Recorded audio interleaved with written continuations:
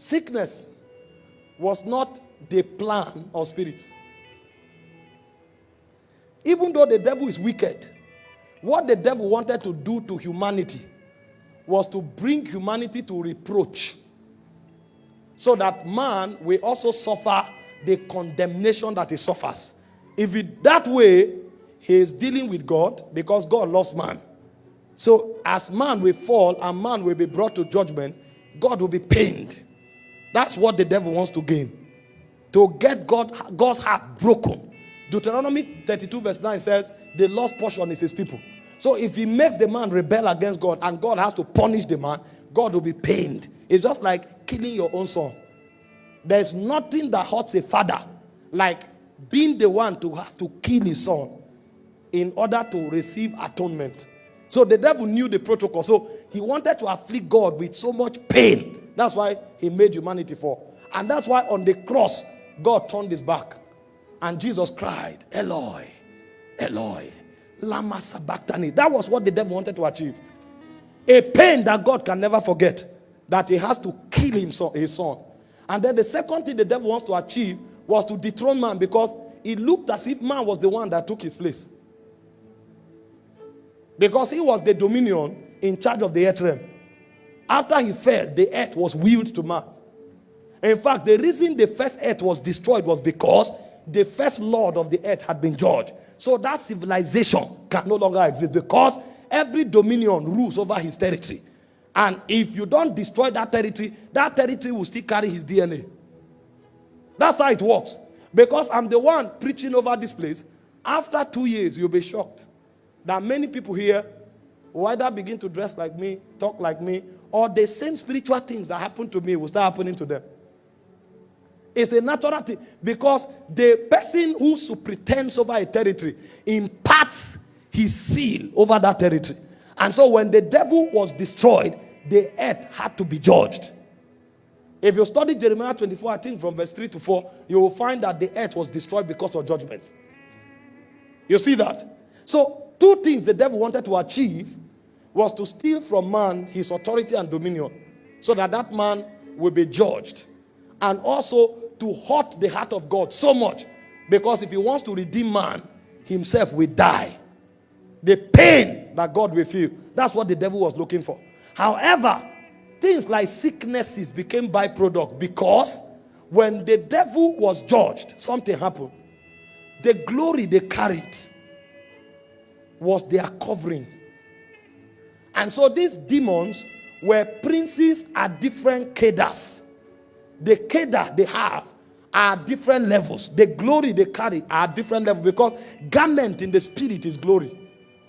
And so when God judged them and glory was withdrawn from them, those of them who were lower in rank, the layer of glory they carried was stripped off them, so they became disembodied.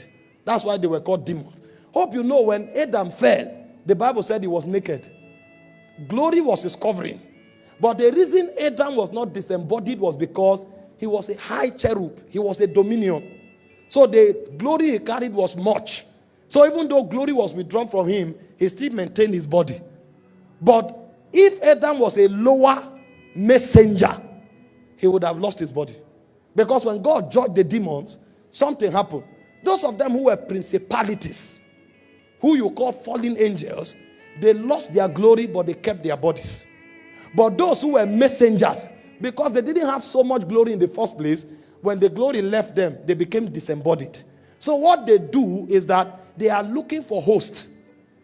So what you call sickness is actually a spirit taking host in a man. So the nature of that spirit imparts that man. And they, based on their glory and their rank, that's also what defines the kind of body they occupy. If you are not of a higher glory, you can't occupy a man. That's why some spirits occupy animals. They don't have enough glory to control man. Man is a superior machine, so they can't rule man. So the spirits who don't have enough glory to possess man, they possess animals. And then those who don't have enough glory before they fell to possess animals, they possess little creatures All the little creatures that are seemingly unseen, like viruses, like germs, that's what they possess, like flies. So what they possess is dependent on the level of glory they had before they fell. So those who didn't have so much glory, they occupy miniature creatures, like flies, like germs. And because they occupy them, when they make contact with you, their nature is transferred. So the doctor calls it a virus, because that's where his knowledge reached.